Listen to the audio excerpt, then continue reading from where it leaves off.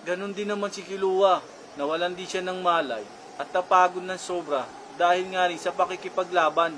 Silang lahat nga ay nakipaglaban, ngunit nabinggo nga ito para talunin ang hari ng Dark Continent na si Dawn Prix. Lumapit din itong si Kite kung nasaan din si Gon.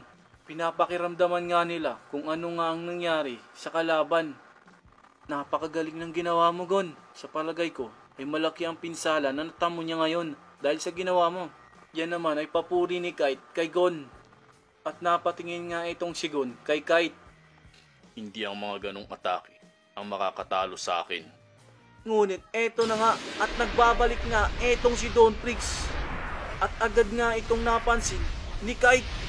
At talagang gulat na gulat nga itong si Kite sa nakikita niya sa pagbabalik nga netong ni Dawn Prix na parang wala man lang itong galos sa kabila ng malalakas na pag-atake ni Gon.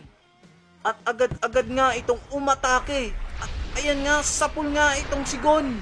At talagang salong-salo nila ang pag-atake ni Dawn Prix na ito. Eto namang si Kite ay pilit na sinasangga at pinipigilan ang atake na ito. Ngunit talagang sadyang malakas ang puwersa nito at tumalsik nga etong si Gon.